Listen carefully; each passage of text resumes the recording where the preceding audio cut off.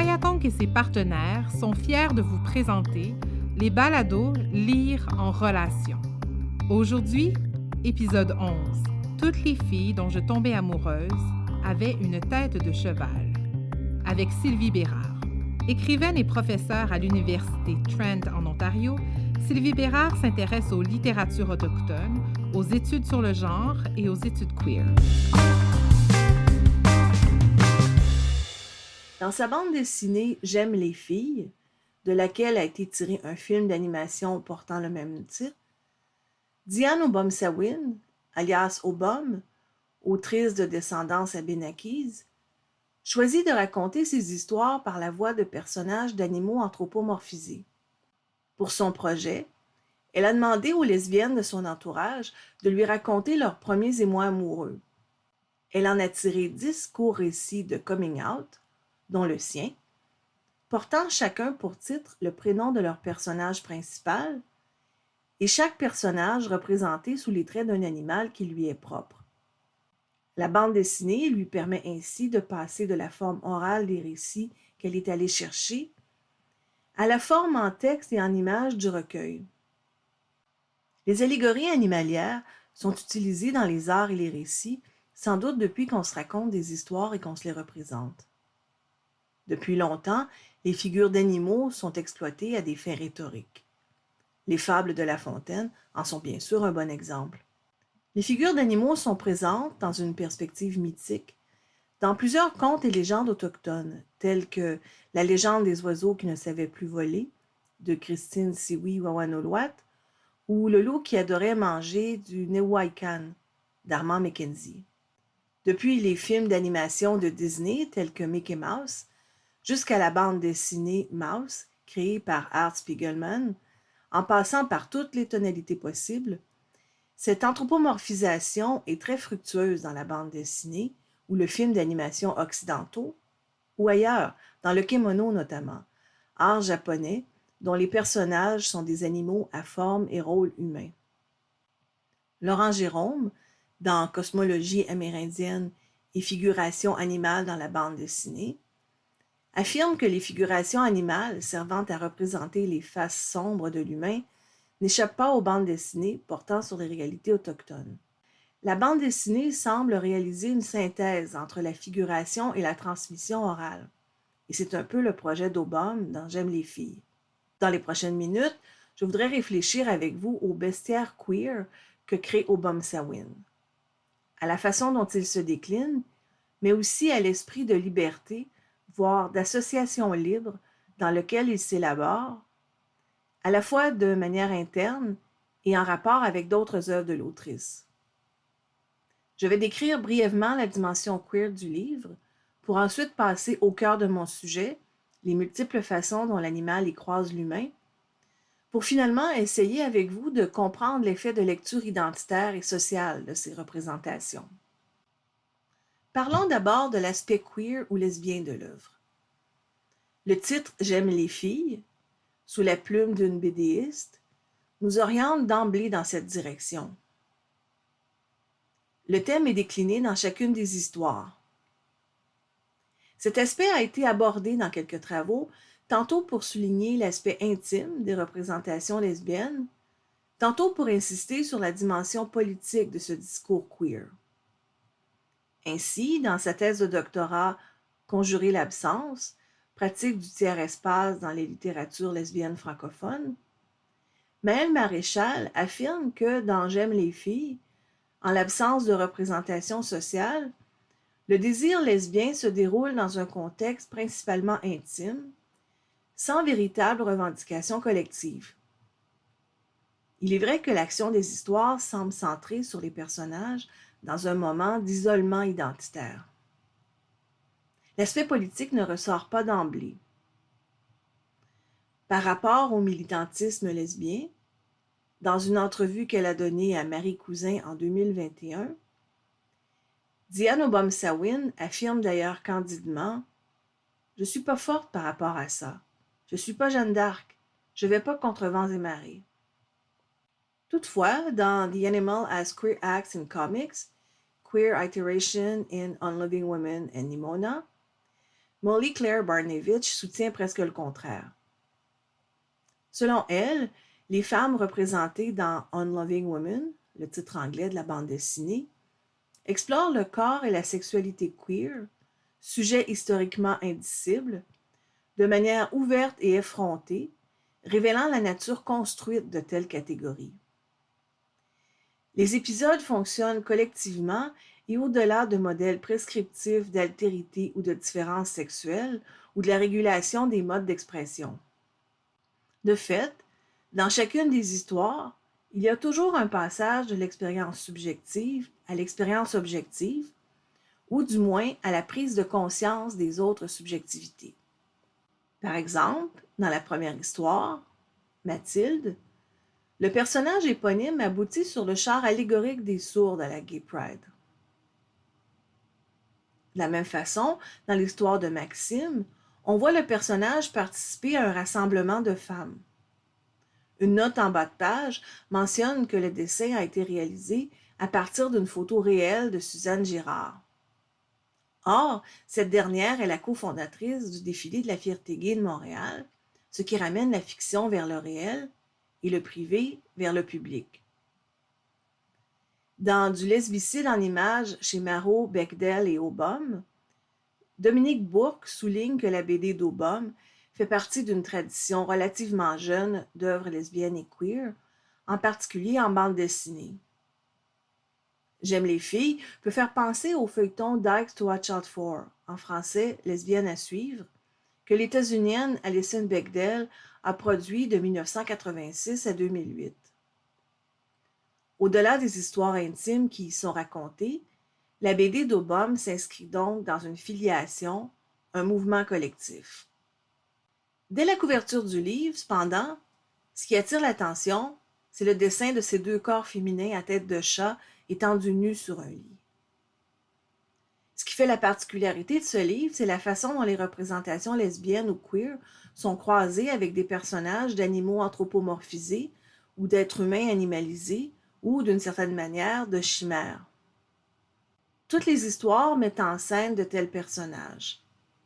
Corps féminin et tête d'animal non humain, esquissés à gros traits dans des dessins de facture naïve, presque enfantine. Le décor lui aussi est minimaliste. En entrevue, Aubum avoue candidement qu'elle a opté pour des têtes d'animaux parce qu'elle ne dessine pas très bien les visages. Les scènes intimes ainsi représentées créent un effet d'étrangeté. On peut penser à un renversement du concept proposé par Derrida dans L'animal que donc je suis, celui d'animal-séance, qu'il décrit comme suit. Malséance de tel animal nu devant l'autre animal, dès lors, on dirait une sorte d'animal-séance. L'expérience originale, une et incomparable, de cette malséance qu'il y aurait à paraître nu en vérité, devant le regard insistant de l'animal, un regard bienveillant ou sans pitié, étonné ou reconnaissant. Dans les documentaires animaliers, les actes d'accouplement ne sont généralement pas représentés sous un angle érotique. De même, les animaux anthropomorphisés, en tout cas les versions occidentales à la Mickey Mouse, sont rarement présentés comme des créatures sexuées, genrées, oui, et parfois en couple, mais sans libido. Les chimères d'Aubum brouillent les niveaux en représentant des femmes à tête d'animaux engagées dans des scènes amoureuses. Cohabitant avec ces chiennes, ces juments, ces lapines humaines, d'autres représentations surgissent dans J'aime les filles, faisant un clin d'œil à des références de la culture littéraire ou populaire. Deux intertextes que j'appellerais animaliers et animalisés se créent. Parmi l'intertexte animalier, par exemple, on retrouve dans une des histoires la parodie d'exercices d'apprentissage d'une langue seconde et leurs phrases absurdes qu'a bien imité Ionesco dans La cantatrice chauve. Et elle se lit comme suit: Do elephants wear pajamas? On rencontre aussi dans une autre histoire des références à Gumby et Pokey, des célèbres personnages de films d'animation créés par Art Cloquet dans les années 50. Il y a également une évocation de Tarzan, le personnage au relent colonialiste imaginé par Edgar Rice Burroughs dès 1912. Il y a même une allusion aux fables de La Fontaine, ce qui peut être vu comme un commentaire métatextuel sur l'emploi des figures animalières dans les récits. Dans ce que j'appelle l'intertexte animalisé, des signes familiers sont adaptés à l'esprit général de la BD. C'est ainsi que, dans une des histoires, les personnages anthropomorphisés se retrouvent sur les panneaux routiers, ce qui est également une mise en abîme, comme s'il y avait une BD dans la BD. Dans une autre histoire, une affiche représente Françoise Hardy avec une tête de souris. Dans une autre histoire encore, une statue représente Notre-Dame de Lourdes en femme-chat. Dernier exemple, dans l'histoire intitulée Mathilde, les personnages de La Rose pourpre du Caire de Woody Allen sont représentés sous des traits animaliers. L'histoire dans l'histoire est ici dédoublée puisque le film cité contient déjà une mise en abîme. Deux super-héros sont également représentés avec des têtes non humaines, Flash Gordon en chien et Wonder Woman en cheval. S'ajoutant à cet intertexte, il y a aussi la présence d'animaux dans le quotidien des personnages animaux. D'apparence anodine ou décorative, ceux-ci sont également mis en abîme. C'est ainsi qu'un personnage à tête de chat dort avec son ourson en peluche, alors qu'un autre à tête de chèvre a sur sa table de chevet une figurine Hello Kitty, laquelle relève de l'intertexte animalier dont je parlais plus tôt. Dans un passage du récit October, où les personnages ont des têtes de chat, la silhouette de la mère à la fenêtre ressemble plus à celle d'un chat qu'à celle d'une femme. L'animal le plus représenté dans J'aime les filles, à la fois sous sa forme réaliste, anthropomorphisée et intertextuelle, est sans doute le cheval. L'une de ces histoires ressort du lot parce que c'est la seule où est mis en scène un rapport amoureux entre deux espèces. Le personnage principal est une fille à tête d'ours, alors que l'objet de son admiration et sa grande passion est une fille cheval. On retrouve dans cette histoire les dessins de chevaux que produit compulsivement la narratrice pour séduire celle qui l'attire. Une photographie de cheval sur un magazine qu'elle lit. La Wonder Woman chevaline que j'ai mentionnée plus tôt. L'histoire de Diane, de l'aveu de l'autrice, la plus autobiographique du livre, comporte elle aussi plusieurs références au cheval. Zorro à cheval, une référence au Far West avec des chevaux dessinés à la manière de peintures rupestres, et un motif de cheval sur la couette du personnage principal.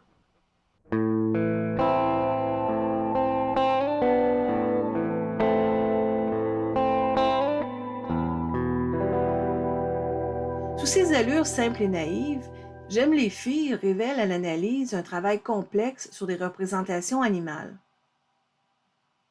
Voici 3 exemples de cette complexité.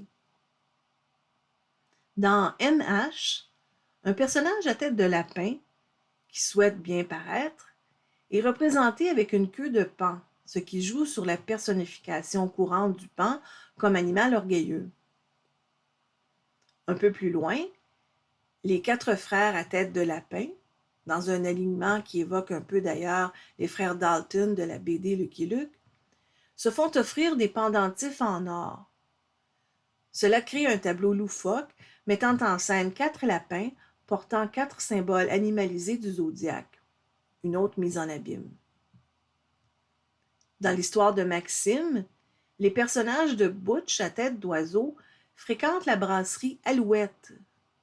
Et, 2 cases plus loin, quelqu'un qui a été décrit comme un petit homme efféminé est appelé par un des personnages « mon petit Pete ».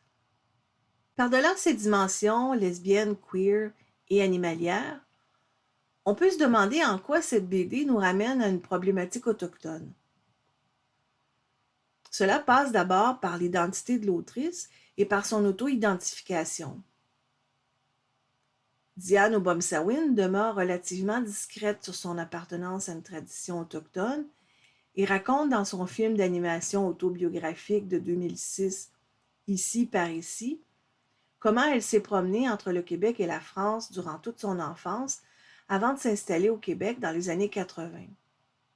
Dans ce court-métrage, elle se représente d'ailleurs, de même que son frère, sous des traits d'oiseau. Et dans cette œuvre aussi, on retrouve des figures de chevaux. À part le personnage autobiographique de Diane, un seul personnage est associé à une identité autochtone dans tout le livre J'aime les filles. C'est Muriel, dans le récit Jeanne, dont la narratrice dit qu'elle avait l'air autochtone. 3 cases plus loin, l'illustration reprend le cliché de la flèche de Cupidon. Le même cliché apparaît à quelques autres endroits dans le livre. Cependant, cette flèche a une double connotation dans l'histoire de Muriel et nous renvoie peut-être au cliché des cow-boys et des Indiens, tout comme le font les caravanes de la ruée vers l'ouest dans l'histoire de Diane dont j'ai déjà parlé. Dans l'interview que j'ai citée plus tôt, l'autrice parle de sa lente redécouverte de ses racines autochtones et de son apprentissage de la langue abénakise. Ailleurs, elle déclare que son intérêt pour les rêves est une façon de maintenir un lien avec la spiritualité autochtone qui donne beaucoup d'importance aux rêves. Le lien avec le monde onirique est manifeste dans sa BD de 2010, Pink Mimi Drink, où chacun des courts récits est basé sur un rêve. Un personnage récurrent de cette BD, qui apparaît dès la couverture, est le petit chien Mimi de Diane Obomsawin. Or, de son propre aveu, en hommage à Mimi, l'autrice s'est aussi donné une tête de chien dans l'épisode autobiographique de J'aime les filles. Diane Obomsawin accepte parfois de participer à des projets à thématique autochtone. 2 exemples.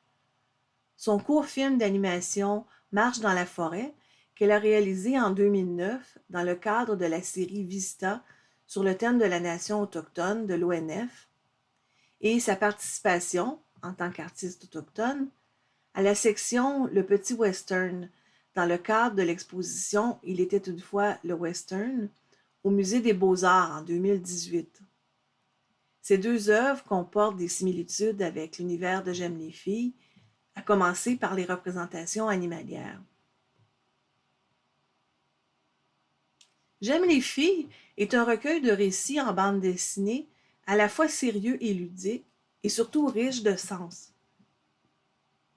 Les figures animalières empêchent la BD d'Obom de ressembler à n'importe quelle BD à thématique queer. Le ton est badin, et pourtant les thèmes abordés ne sont pas toujours si légers. Dans ces récits de première fois, les narratrices parlent de crises identitaires, d'homophobie, de rejet social liés à leur coming out. La narration, en apparence simple, peut faire oublier la complexité des représentations visuelles, comme on l'a vu entre autres dans le croisement des multiples références animalières. Les histoires racontées semblent, de par le projet initial de l'autrice, relever de la sphère du privé, et pourtant plusieurs, sinon toutes, débouchent à un certain moment sur le social.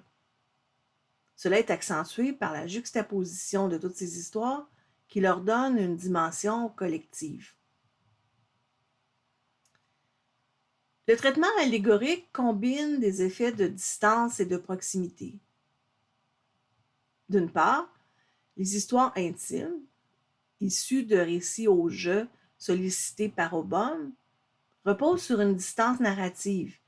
L'autrice ne représente pas son propre désir, sauf dans le récit Diane, mais met en scène la sensualité et la sexualité des autres.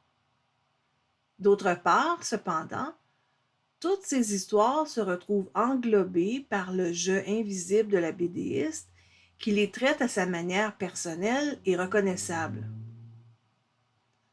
Son imaginaire animalier, son bestiaire queer, son propre plaisir de la représentation sont partout dans ces pages. De même, les scènes d'intimité dépeintes dans ces histoires, inspirées de récits de vie, sont mises à distance par le traitement des personnages en animaux anthropomorphisés. Simultanément, les représentations animales assurent un effet d'apprivoisement.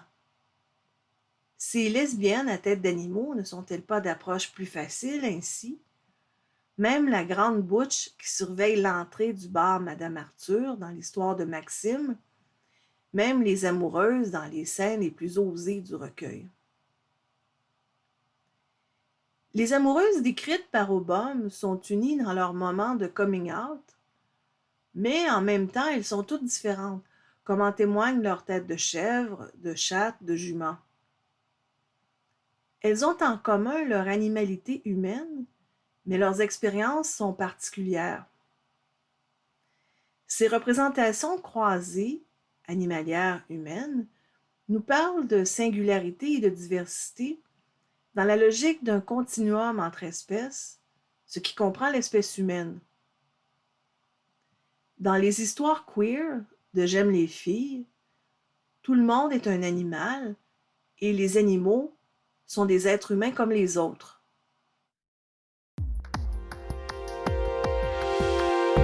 Cet épisode de balado vous a été offert dans le cadre du 11e Salon du livre des Premières Nations, une réalisation de Kwayatonk et de la chaire de leadership en enseignement sur les littératures autochtones au Québec, Maurice Lemire de l'Université Laval, avec l'appui du Conseil des arts du Canada, du gouvernement du Canada et du gouvernement du Québec.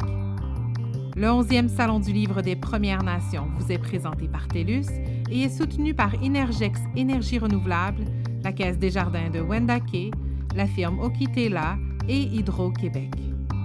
Recherche et narration, Sylvie Bérard. Technique sonore et montage, Georges Christian Diaz de Bedoya. Musique et montage, Marc Vallée. Coordination, Marie-Ève Bradette. Kwahiatonk, marquer l'imaginaire.